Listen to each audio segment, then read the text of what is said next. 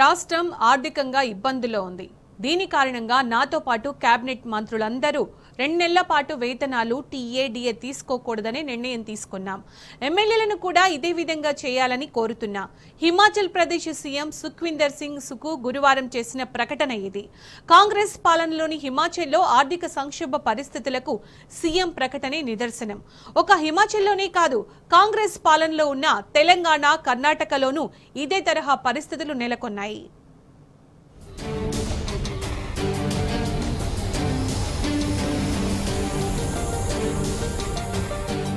కాంగ్రెస్ పాలిత రాష్ట్రాల్లో పాలనా వైఫల్యం కారణంగా ఆయా రాష్ట్రాల ఆర్థిక వ్యవస్థలు సంక్షోభంలో కూరుకుపోతున్నాయి. అధికారంలోకి వచ్చేందుకు అడ్డగోలు హామీలు ఇచ్చిన ఆ పార్టీ ఇప్పుడు ఆ వాగ్దానాలను అమలు చేయలేక చేతులెత్తేస్తున్న పరిస్థితులు తెలంగాణ, కర్ణాటక సహా హిమాచల్ ప్రదేశ్ లో కనిపిస్తున్నాయి. ఎడాపెడా అప్పులు చేస్తూ ప్రజలపై పలు రకాల ఛార్జీలు, పన్నుల భారం మోపుతున్నాయి.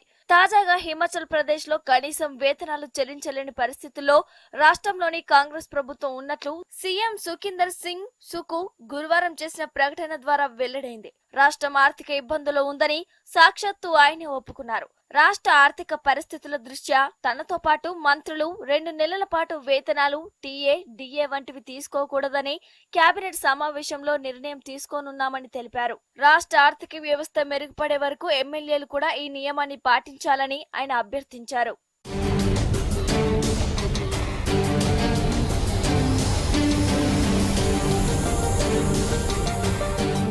కనీసం వేతనాలు కూడా చెల్లించలేని పరిస్థితుల్లో హిమాచల్లోని కాంగ్రెస్ ప్రభుత్వం ఉందని బీజేపీ అధికార ప్రతినిధి ప్రదీప్ బండారి విమర్శించారు.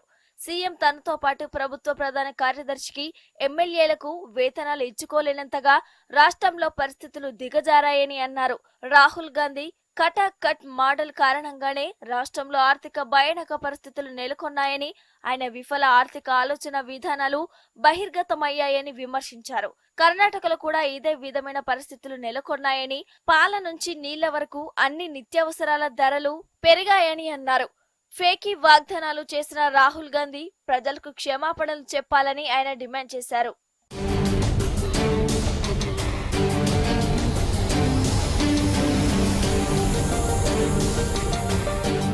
కాంగ్రెస్ పాలిత కర్ణాటకలో 5 గ్యారంటీలను నమ్మి ఓటేసిన ప్రజలకు సిద్ధరామయ్య నేతృత్వంలోని కాంగ్రెస్ సర్కార్ చుక్కలు చూపిస్తోంది.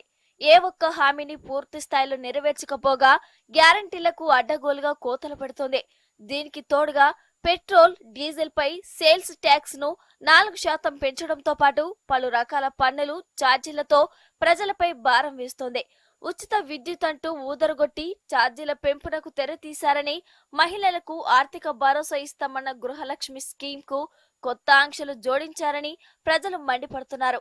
ఆడబిడ్డలకు ఉచిత బస్సు సర్వీసులంటూ ఊరించిన శక్తి స్కీమ్ లో వయసు, వృత్తి అంటూ కొత్త పరిమితులు తెచ్చారని, నిరుద్యోగులకు వృత్తి కల్పిస్తామన్న యువనిధి, పేదలకు ఉచిత బియ్యమన్న అన్నభాగ్య ఇలా ప్రతి స్కీమ్ లోనూ కోతలు విధిస్తున్నారని ప్రజలు ఆగ్రహంతో రగిలిపోతున్నారు.